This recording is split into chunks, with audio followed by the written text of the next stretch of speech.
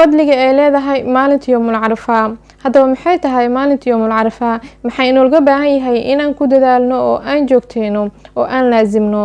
haddaba maxay tahay ducada ugu fadliga badan ee lagu duceysto maalinta iyada ah? maalinta yawmul carafaa waa maalin Allah subxaanahu wa tacaala oo weyneeyey, waa maalin la iska xoreeyey naarta, waa maalin loo baahan yahay in lagu dadaalo daacada cibaadada iyo ducada ugu fadli badan ee maalinta yawmul carafaa. maalinka 9aad ee bisha Dhul-Xaj waa maalinka loo istaagayo banka Carafaa. qofkii soomana Allah subxaanahu wa tacaala wuxuu u dhaafaa dembiyadii sanadkii hore iyo kan soo socdaba. sidoo kale waa maalinkii ay soo degatay aayadan qur-aanka ee al-yawma akmaltu lakum.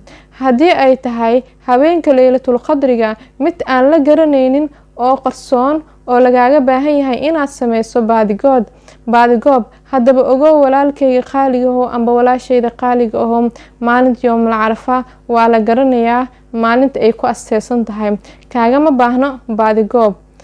habeenka laylatul qadriga haddii ay soo degtaan malaa'igta, haddaba ogow maalinka yawmul carafaa Allah subxaanahu wa tacaala ayaa soo degto. camalada ugu wanaagsan camalka la sameeyo ayaa ah kuwan soo socda.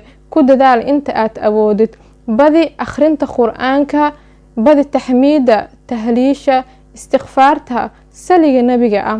aniga ahaan waxaan ku dhihi lahaa ugu faa'iideyso maalinta biritoola ah adigoo lagu dhahay maanta ayaad dhimanaysaa oo dunida kuugu dambeysay ee camalkee baad sameyn lahayd. haddaba waxaan kuu sheegayaa ducada ugu wanaagsan ee lagu duceysto maalinta yawmul carafaa ay ku asteysan tahay maalinta biritoola ah, ducada ugu fadliga badan.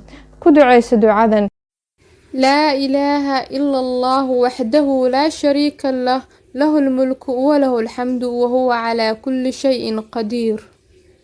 haddii aad salaada subax dukan jirtay oo hore aad ka istaagi jirtay, haddaba hore ka ordin saliga ee fadhi cabaar, aqri qur-aanka, naska rabbigaaga, weynee oo u mahad celi, weydiiso wax alaala waxa aad u baahan tahay. maalinkan biritoola ah waa maalin nagu qaali ah oo ah maalin qof walba aan nasiib u yeelanaynin.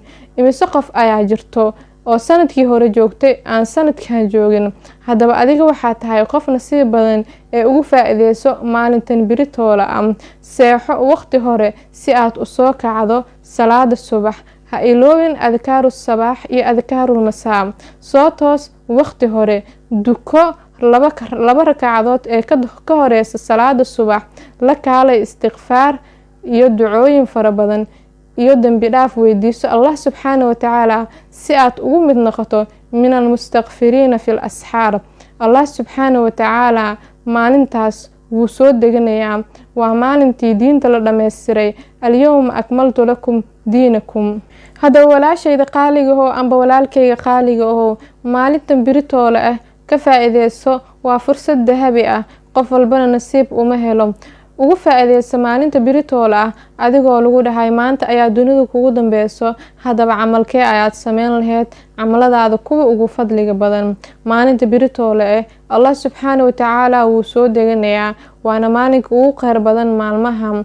qofkii sooman waxaa loo dhaafayaa dembiyadii sanadkii hore iyo kuwa soo socdaba. haddaba walaashayda qaaliga ahoo amba walaalkayga qaaliga ahoo, haddii uu kusoo gaaray muuqaalkan u sheergareey walaalkaaga muslimka ah. waxaa laga yaabaa intan inuusan ogeyn, adigan waxaad ka helaysaa ajar fara badan. wassalaamu calaykum.